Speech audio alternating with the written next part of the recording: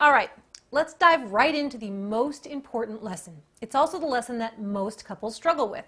Putting this into action supports everything we're going to talk about, from communication, affection, sex, making your marriage fun and exciting, and all the other topics. What am I talking about? Time. And by time, I mean time alone together. The average couple can spend as little as 1 hour total alone per week. The average couple with kids, sometimes none. The average two people having an affair spend at least 15 hours per week together. Think about that. Those two people somehow manage to find 15 hours alone in spite of all their other commitments. When I work with couples, I ask for a mere 8 hours per week. Remember when you were first together and you couldn't get enough of each other? You spent hours talking and laughing, learning about each other, what you cared about, what your dreams were, what your fears were. What most people don't realize is those things continue to change over time. And if we're not checking in and spending time alone, we are by definition growing separately and potentially growing apart. I don't know how many couples have come to me over the years on the verge of divorce who tell me there's no major issues, we've just grown apart. What grown apart means to me is that they were not spending enough time together. If you don't continue to connect throughout your life, you run the risk of being married to a stranger. And how can you work on communication? How can you work on affection or money issues if you never have the opportunity? I can explain everything I know about all of these topics, but unless you have time alone to talk to each other, be affectionate with one another, and enjoy each other, it won't work. The relationship between the two of you is the foundation of the marriage and family. If you guys don't have a relationship, everything else suffers. There's no way to have a relationship without spending time together alone. I mean, think about it. It is virtually impossible to be in love with someone that you're never alone with. Sure, you can love them, but be in love? No.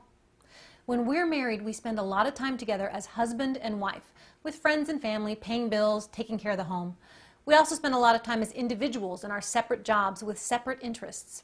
Many of us spend a lot of our time as a mom and a dad, spending time with the kids, family outings. But most of us spend very little time as a man and a woman together. This is often at the root of many of the complaints that bring couples to therapy. We just don't feel connected anymore. He doesn't pay attention to me. She's always mad at me. We aren't having enough sex.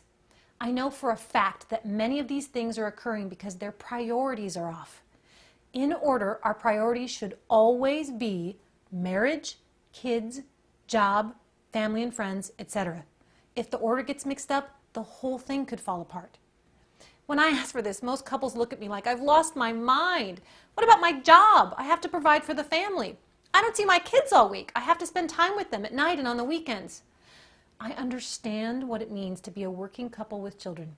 But if the marriage falls apart, it all falls apart. Your kids will not thank you if you put them first, but then get a divorce. I know that sounds harsh, but I've worked with lots of couples and I've asked them to do many things. I can literally get people to sell their house or quit their job before I can get them to go on a regular date.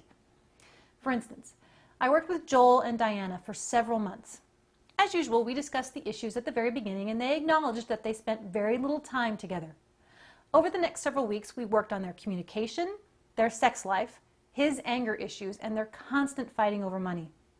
A few things got better, but overall, they were stuck. Every week I'd ask, "How was date night?"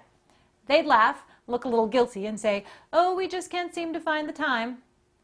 After a particularly tense session when he complained yet again about their lack of sexual activity, I laid it out for them one more time. Did you pay any attention to each other?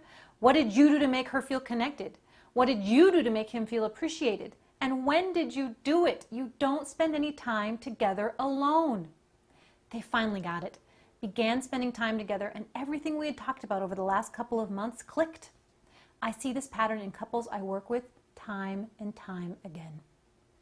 Today I'm asking you, get your calendars out and schedule at least 8 hours per week of alone time.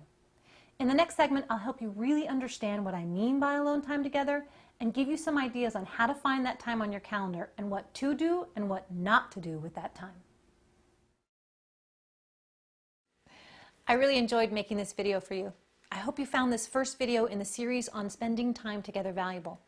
If you did, we've got 2 more videos on this topic as well as a lot more. If you're interested, click on the link below, and thanks again for watching.